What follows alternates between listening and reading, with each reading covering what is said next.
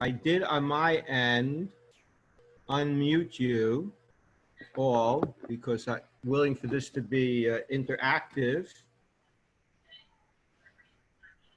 So if you have yourselves muted, that's your option. But if you would like to participate, you could either now or at the time hover your mouse or your pointer over your name area, and you can give yourselves the option of unmuting. Do you hear me all right now? Good morning. Yes, good morning. Okay. Perry, I saw you nodding your head. I'm gonna get, that was to me. You hear me okay? I put my headset, my earbuds in. You hear me? My nods are silent. My voice is not. Okay, Boker Tov. Yeah. Happy Erev Shavuos. We're in the Shloshit Yimei Hadbala, three days of preparation. Are you serious? To relive What are you, crazy? the anniversary of the giving of the Torah. So Are you crazy? for those of you who just joined us, I just want to tell you that I have unmuted anybody that I'm able to unmute.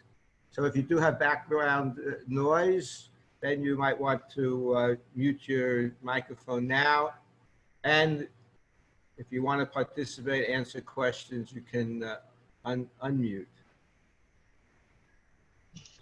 So if we took a moment to quickly list messages and or themes found in Megillus Rus, what would you put on the list?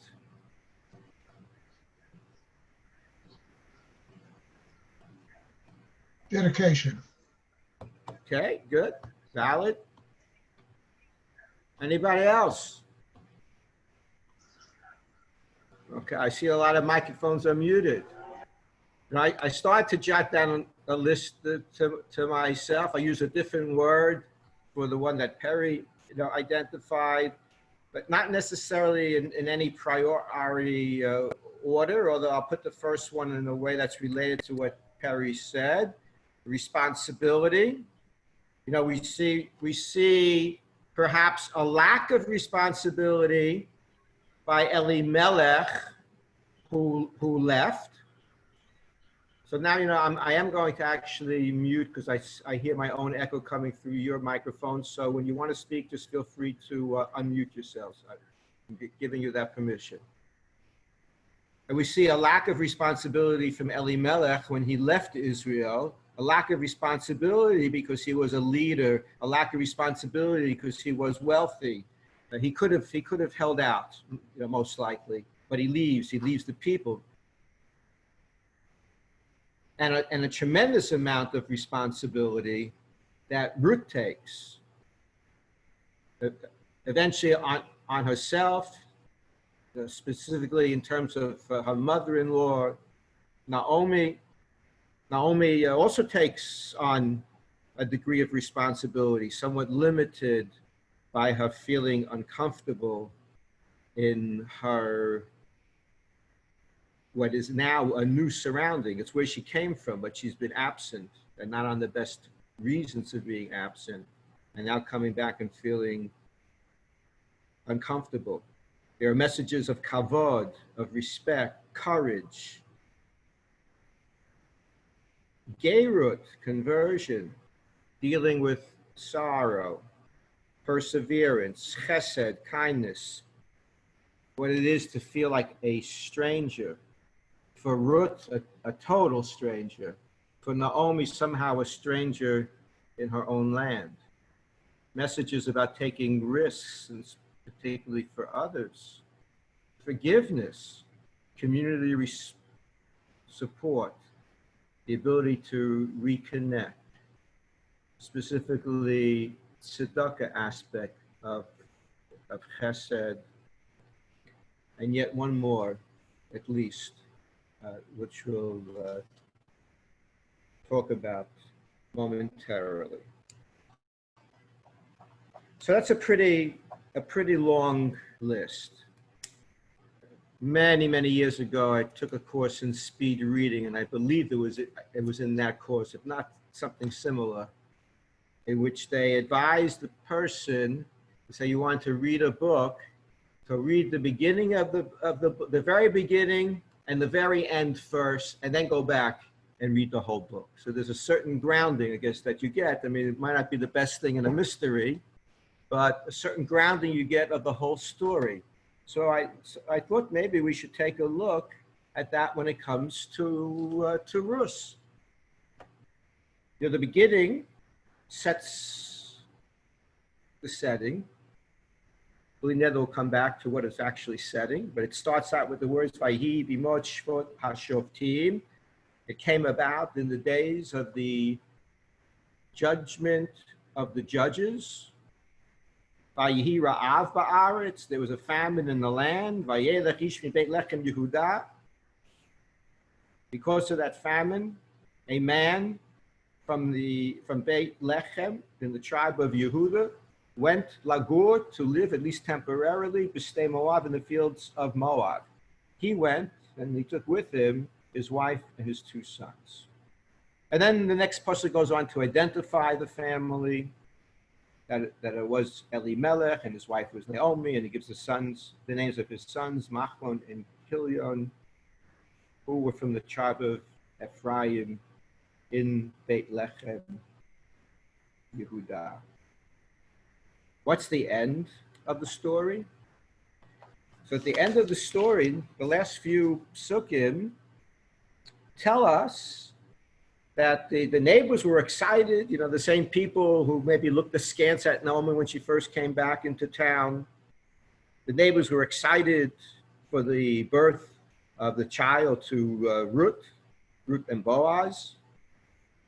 And you know, the child's name was called Oved. And says the Megillah, Hu Avi Yishai Avi David. That this baby that was born to Rus, that he would become the father of Yishai, Jesse, who would become the father of David, to be King David. And then the Megillah ends with a more elaborate genealogy, saying that these are generations from Peretz.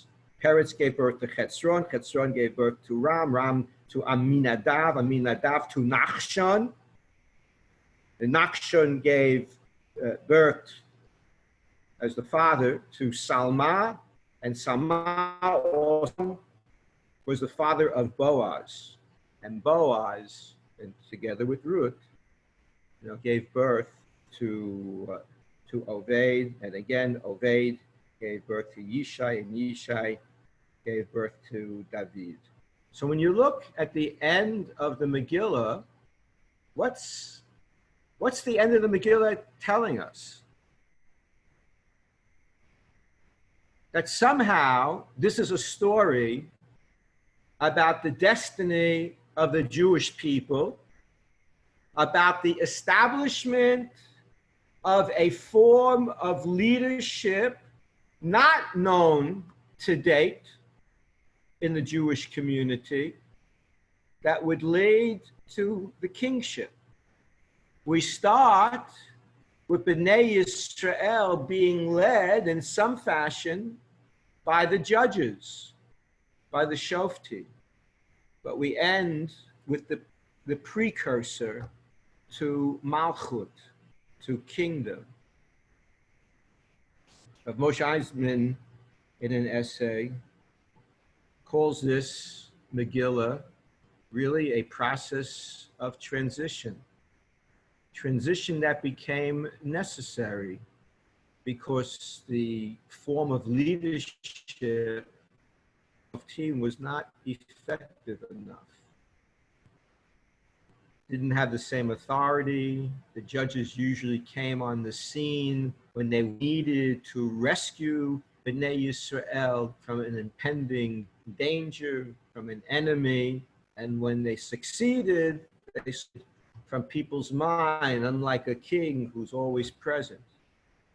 But there was another aspect the Alshich in particular points out to us, is that the opening words, Vayihi bimei shvot hashoftim, can be understood as the period in which the judges were judged.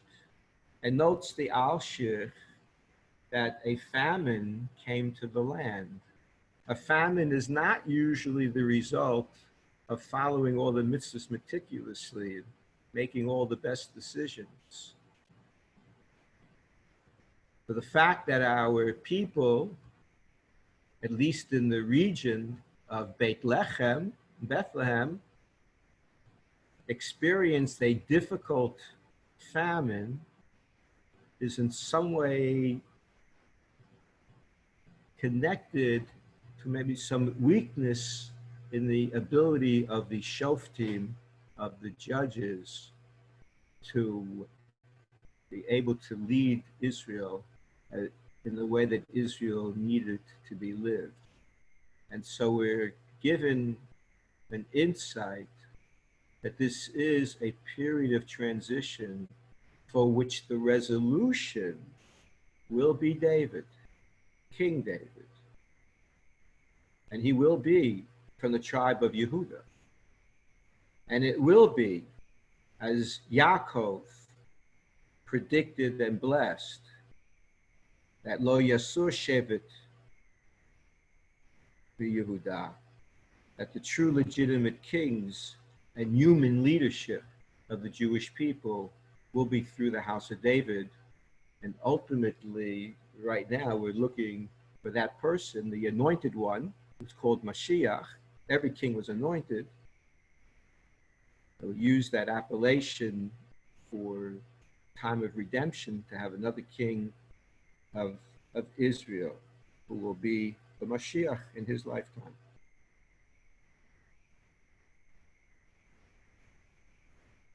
I want to go back to the end.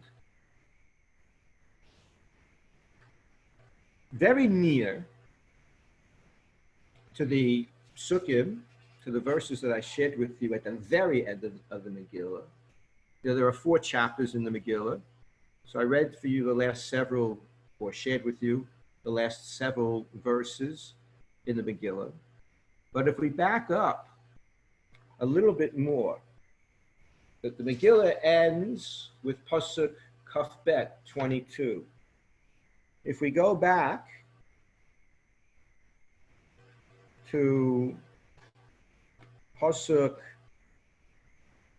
11, Yud Aleph, we're told as follows: Vayomruch kol ha'am asher basha'ah.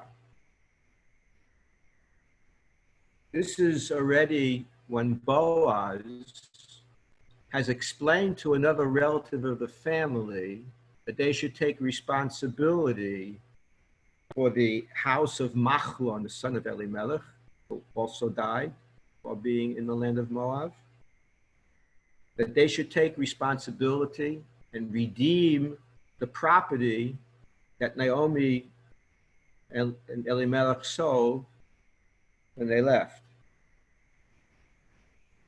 Eventually, Boaz reveals that it's more than just redemption of property, that it would require marrying Rus. So the other relative was willing to redeem the property, but he wasn't willing to change his family structure, and then he deferred to Boaz. And the people that were gathered and witnessed this interaction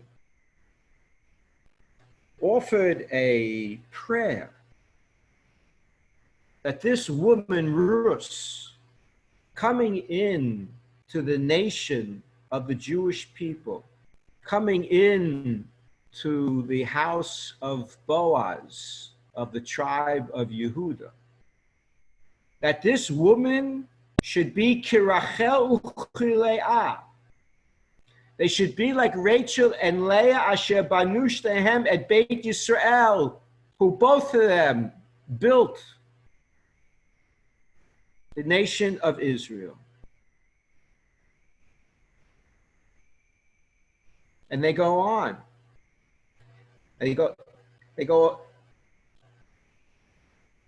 back in history and say, Vihi Beitcha Kibeit Peretz, may your household be like your great grandfather Peretz, who gave, who had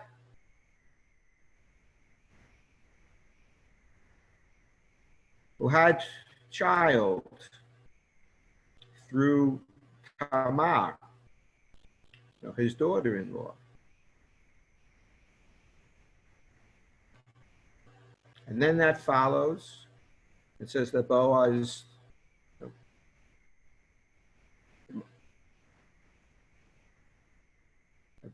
took Rus as his wife. And she became pregnant, and she gave birth to a son, and leads into the parts that we read earlier. So there are three questions that we could ask, probably more, but I'll give three. Why did the people say that this woman Rus should be like Rachel and Leah? Why didn't they say she should be like Sarah and Rivka? Question number two. Leah, I mean, we're used, we give a bracha, to children, grandchildren, to others, to a woman, so we will say, Yisimech Elokim Kesara Rivka Rachel v'Leah. We're used to that order, but we have to go back because it wasn't the order of the marriage. It wasn't the order of who gave birth first to tribes in Israel. Truly, they were not the only ones to give birth to sons who became major parts of the future of the Jewish people. But the order is chronologically out of order. And then thirdly, why do we need to go back to Tamar? So let's try to explore possible answer to these questions.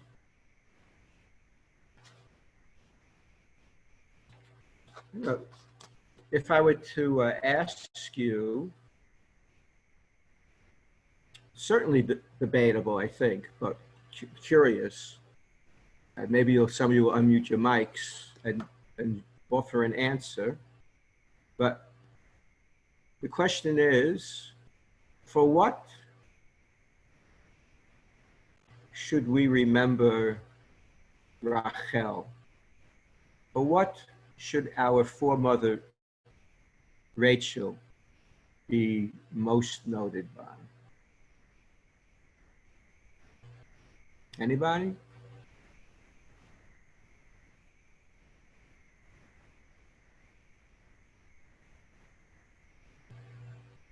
Beauty.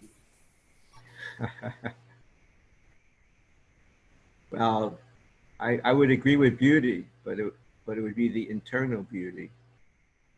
When Bnei Yisrael, when the exile started, there's a very, very moving medrash that tells us of a whole line of the great leaders of our people who appeared before Hashem, and the Shamas appeared before Hashem one after the other, begging for God's mercy.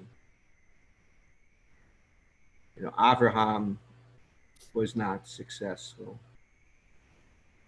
Moshe was not successful in any really kind of response that was comforting. She had empathy for her sister also. Okay. So we'll come back to that momentarily. But the only person that God really gave a comforting response to was to Rachel, was to Rachel. Because she had tremendous equity in Hashem's book, because she gave up, as Moshe was saying, she gave up her turn to be Yaakov's wife. Now, in the end, she became the second wife of Yaakov, but there was no guarantee that that would happen.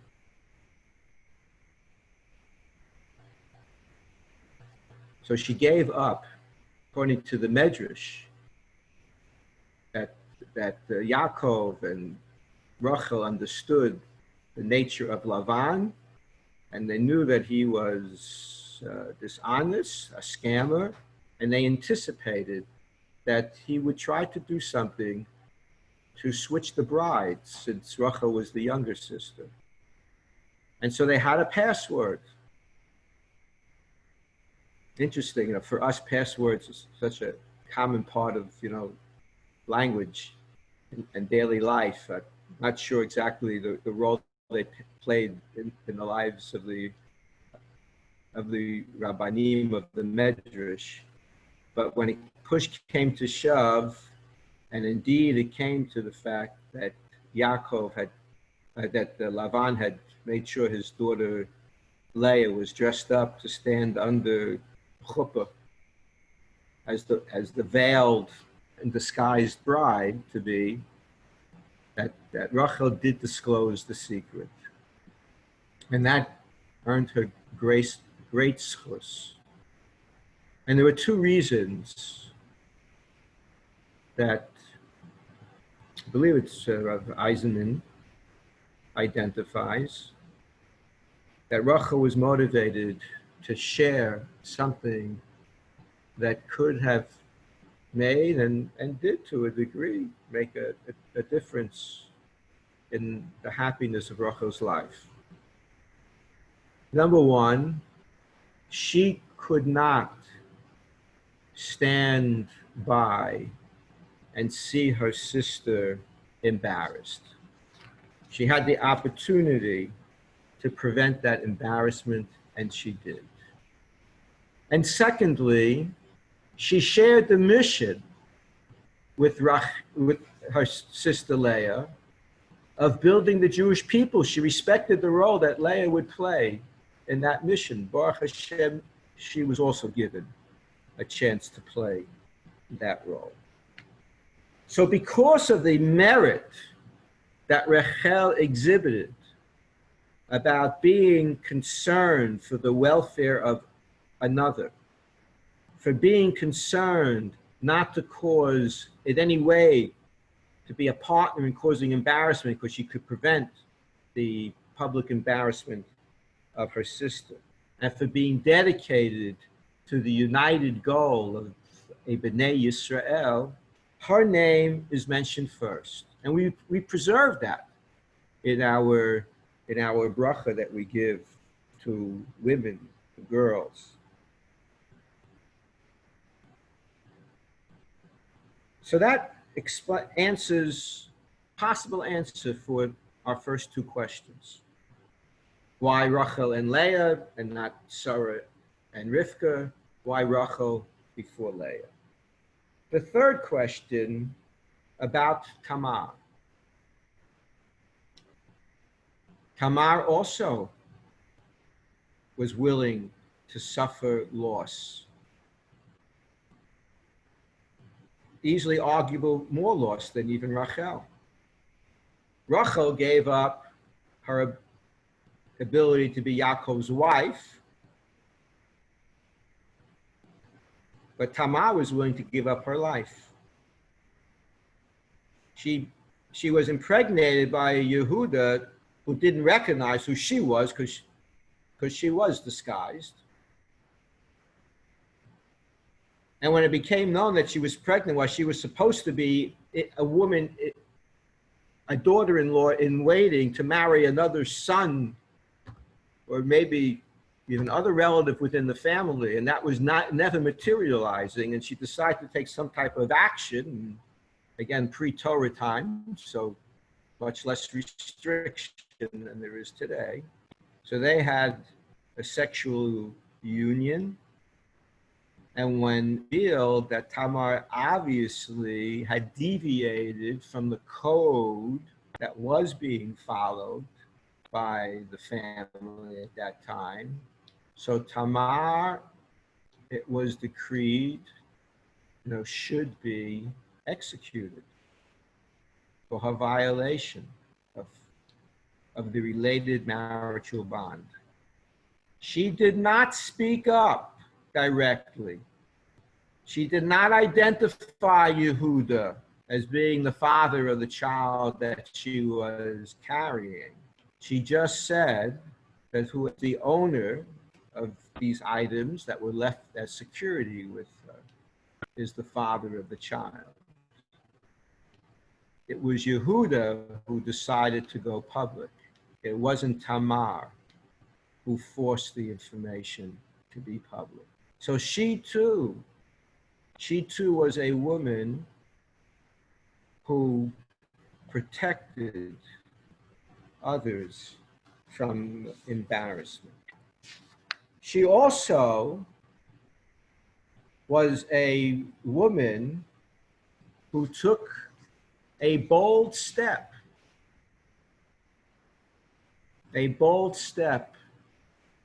in presenting her needs for the future. And so we see, I think in ideas that were recorded and also culled from some very great sources, but they were put together in an essay by Rav David Horowitz, that Tamar exhibited, while we're not looking to recreate the specific action she took, but she demonstrated a certain boldness that at time leadership must have. Like a king of Israel needs to be modest, but not too modest. None of us should ever be audacious, but there comes times, and especially for a king of Israel, where one needs to be extremely courageous, extremely bold, like David, the young David, not yet King David, who went and confronted Goliath, that anyone placing their bets on the encounter by just taking a visual review of what the little David looked like, and the mighty giant Goliath with his armor, David without armor, with a little slingshot. People would have bet on Goliath, but Goliath lost. So David had a boldness to him, part of the quality of leadership that was to emanate from the conclusion of Megillat Ruth. And we could all learn from some of those messages of protecting the dignity of other people, having common goals, being united, and wanting to always continue to build our people. A very popular question that is asked is, why do we read Megillas Rus on Shavuot? Now, a moment for an advertisement and maybe an explanation. We are providing the opportunity for one to hear Megillas Rus lamed with its melody, with its truck, tomorrow. The Megillah reader will be Ari Cohn. We have a three-part program tomorrow starting at 11. We're going to have a siyum. The siyum will lead into a pre-yontiv Yasgur for those who would prefer to say Yasgur with some type of group, a virtual group, and then they would not repeat it again on yontiv. People have the option of doing it tomorrow. We're doing it on the second day of yontiv, on Shabbos Shavuos. And the third piece, will be, doesn't match the orders. If we were in synagogue, we'd have a different order. But for the program, the third piece will be the reading of the Megillah. each of those pieces will take approximately 20 minutes. The entire program should be an hour, possibly, always possible. It'd be better to hedge and drop longer, but we're estimating it that it's 1 hour in total, and you're welcome to join, you know, any or all of those 3 parts. So going back to the question though, why is Megillas Rus read on Shavuot? So there are several answers to it. One is that because Rus is the progenitor of King David, according to legend, King David was born and died on Shavuot. But one connection. Another is that Ruth's story is couched in the midst of the harvest season, and Shavuot is a harvest season. The Vilna Gaon highlights the fact that Rus's entry into Klal Yisrael, becoming a member of the Jewish people, is analogous to we at Har Sinai officially becoming the Jewish people, of converting our souls with the acceptance of Torah, commemorated by Shavuot. But how analogous is it? Rav Soloveitchik noted that there's 2 unique aspects in the Megillah.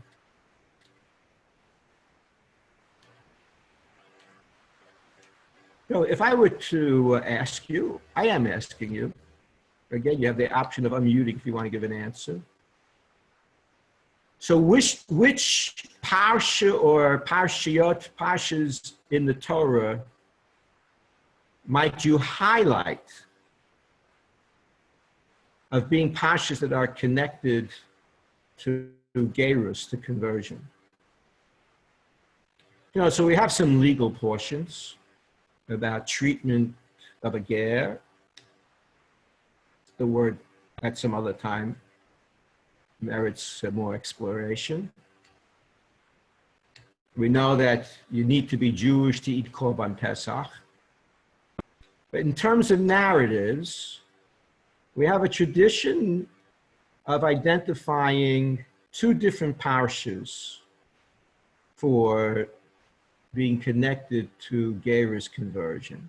One is Lech Lecha, since Abraham and Sarah, and according to the Radak, Lot, at some point, they were all engaged in that Hanefesh Asher Asu B'Charan. They were engaged in converting people to believe in God. And then we have Pashas Yisro, in which the presumption is, even though the black and white is not necessarily there, the presumption is that Yisro converted.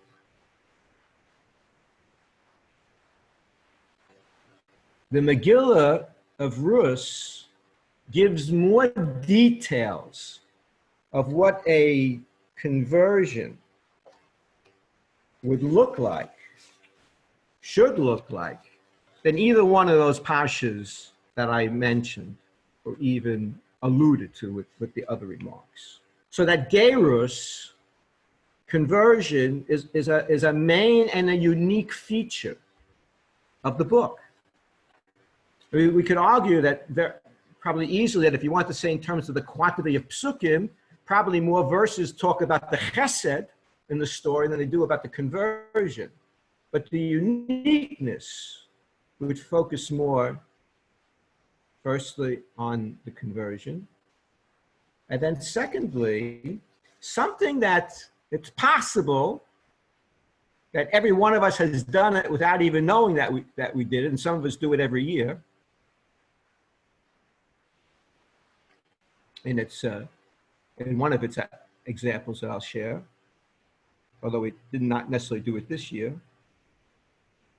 But we have what's called a kinyan chalipin, a method of acquisition. According to Torah law, to become an owner of something, you have to make some type of kinyan, some type of acquisition on the item to be acquired. But there is a type of kinyan called kinyan chalipin, sometimes kinyan suda, in where, while a kinyan is made, it's not made directly on the object that you're acquiring. So you could make a real estate deal in halacha with this kinyan and be thousands of miles away from the property that you can't get to so easily to make a kinyan on. So this year, by and large, was a big exception to something that takes place in thousands and thousands and maybe millions of people make a kinyan chalipin with their rabbi before Pesach, transferring authority to the rabbi to act as their agent to sell their chametz, and the rabbi making a commitment to fulfill that role. And the rabbi gives over something belonging to him, often a handkerchief, although the few kinyan chalipin that I did this year, before going totally either online or only submitting written documents, we did with brand new pens, and each person, there's only a few that were done that way for one reason or another, but received a pen never touched by anybody else, and I lifted it out with a tissue or a glove, as the case may have been. So I gave that person something in my possession, and I accepted upon myself the obligation to act as the agent. Soloveitchik made the observation that there is a very deep connection between these two unique aspects of mitzvah, i.e., being the conversion of Rus, and second, chalipin. By the way, I did mention that I was give you two examples. So just the other example is at a wedding. For example, the chassan obligates himself to the details of the ksuba.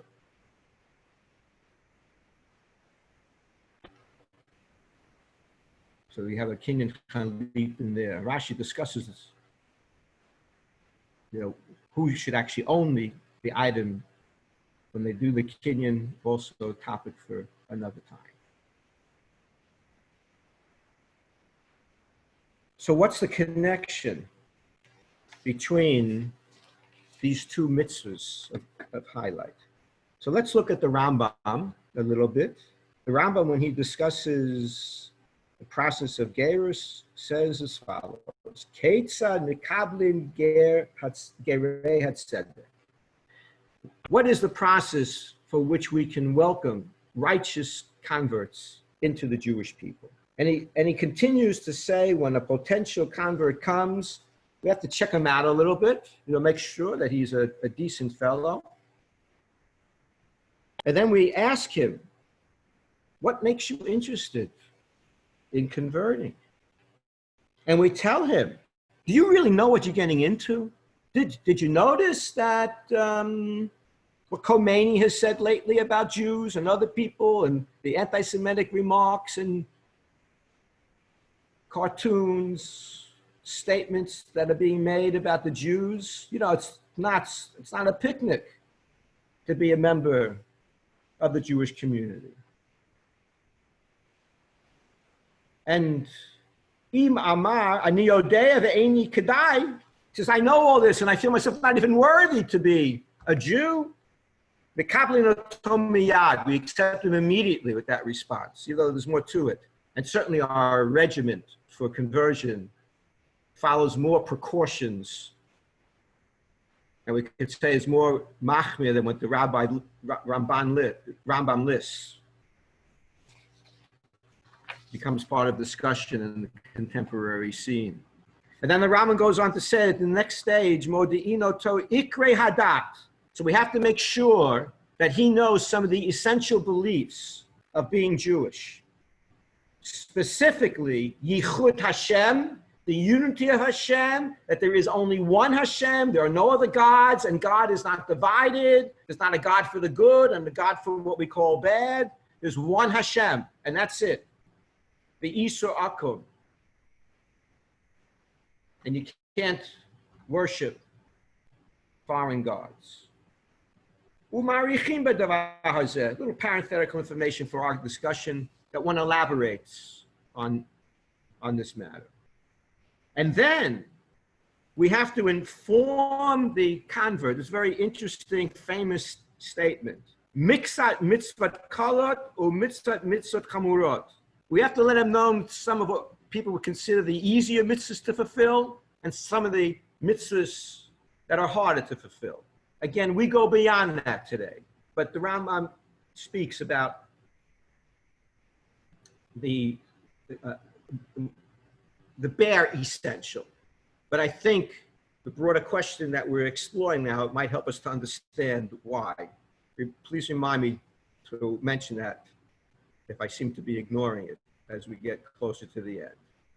And here the Rambam says, not only did he say some, just we tell him some of the mitzvahs, but he says in contradistinction to talking about those essential concepts of recognizing God's unity and the prohibition to worship other gods, where we do elaborate on that. Here the Rambam says, we don't talk too much about this. We don't want to discourage him too much. You know, as much as we have a reputation of discouraging people from Gerus, we don't totally mean it for someone who's really interested. So we don't come down too hard on it.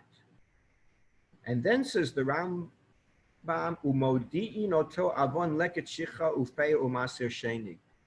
we let him know the severity of not fulfilling some of the mitzvahs of tzedakah, ones that are connected to produce, like the harvest time.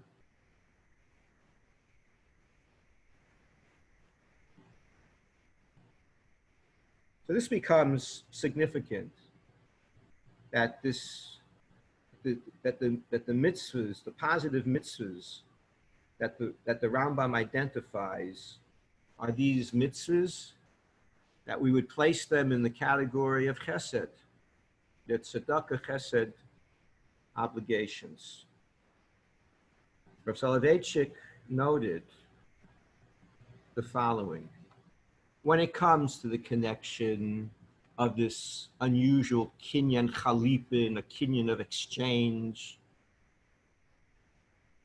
where the person, similar to the rabbi who accepts the responsibility of being an agent to sell chametz.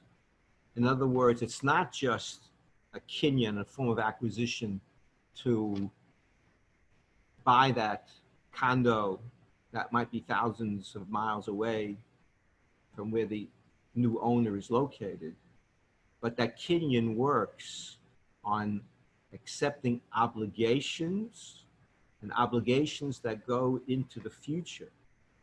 The rabbi is not selling the chametz the moment after he makes the agreement with the owner of the chametz.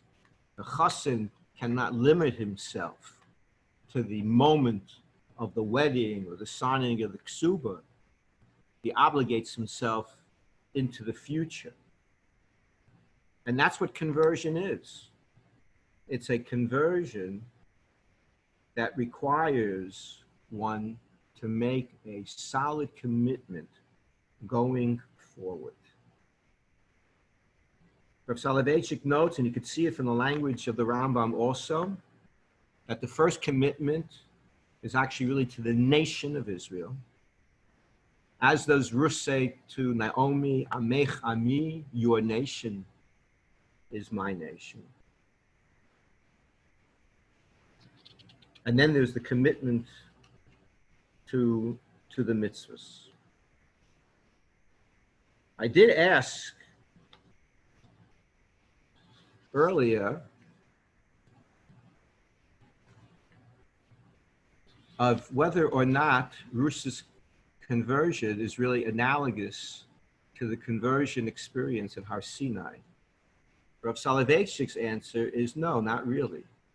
Because at Har Sinai, we were given Aseres Hadibros, the 10 sayings, but Ruth's commitment was clearly to Taryag mitzvahs, to all 613 mitzvahs. Here, let me go back. I mentioned earlier that the way the Rambam codifies the process of conversion, now we can understand, requires a person to commit themselves to all 613 mitzvahs, but it's possible that they may not yet know all those mitzvahs at the moment that they are worthy of being accepted as a convert. We all learn, hopefully every day. There's always something new to learn, and we can accept a convert on the basis that there's more learning, as long as the hitchayavut, the obligation, is sincere. You know, you can have a convert that knows all 613 mitzvahs and says, you know what, to the Beis Din, I can do all of them except one, and identifies, you know, that one. It doesn't have to be like one of the main ones, like the Rambam, you know, pointed out. But if it's just one, that disqualifies the ger. Whereas somebody who commits themselves to all the mitzvahs, even though he or she doesn't know what they all are, could be accepted as a ger tzedek, as a righteous convert. A second note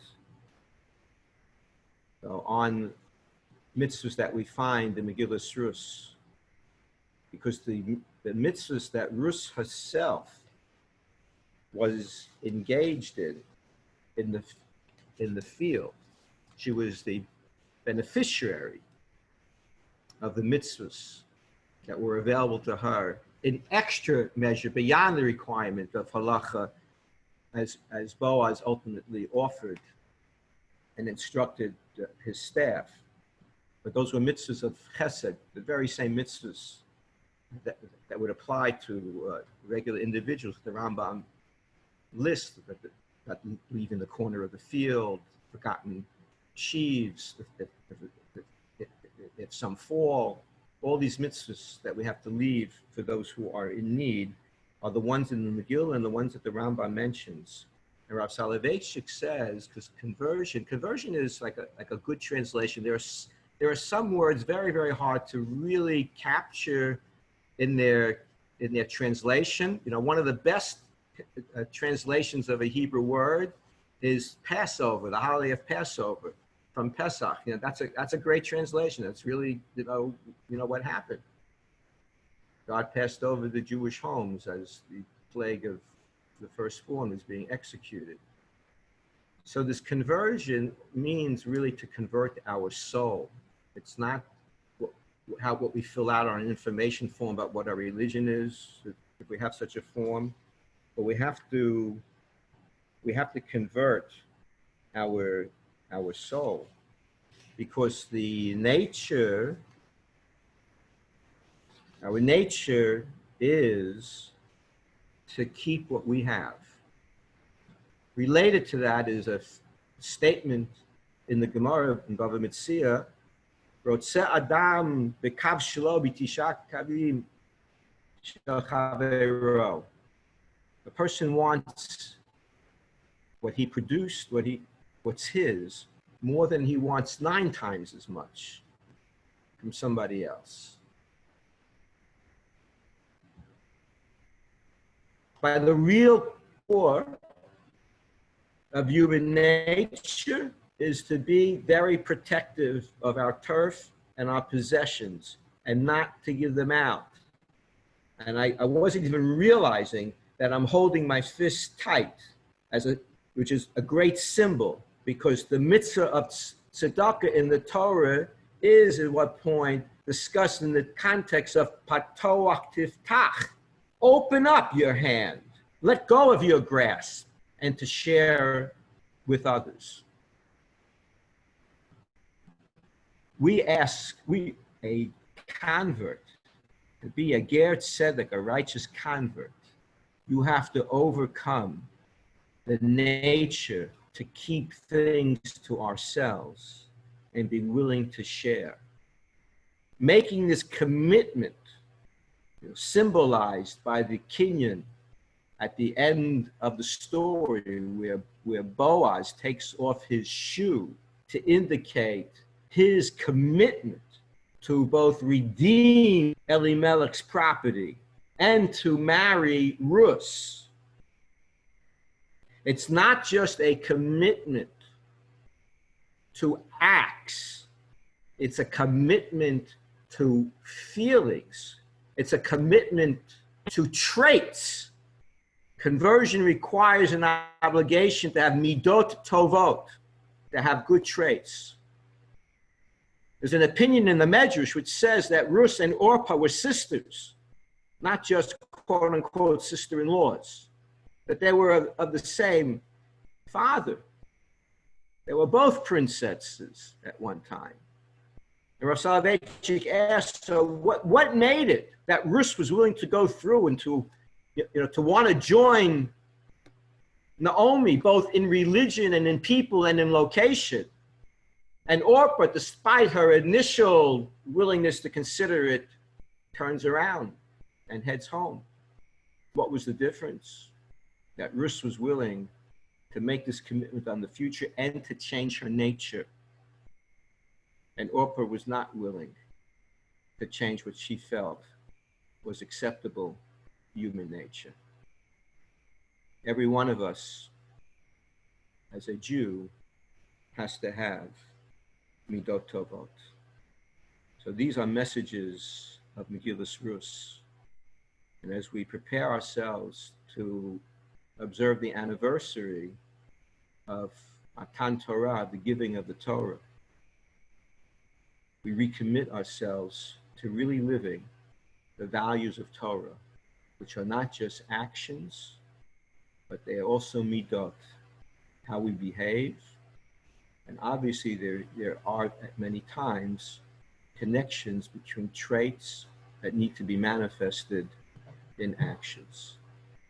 I wish us all both a Chag Sameach and a Shabbat Shalom, good health and continued growth in the weeks, months ahead.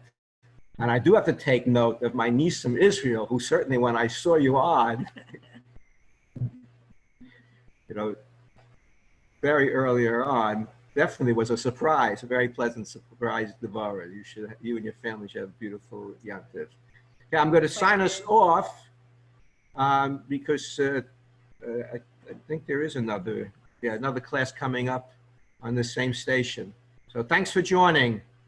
Take care. Perhaps see many of you tomorrow online as well. Be well. Bye. Bye. Thank you. Let's go.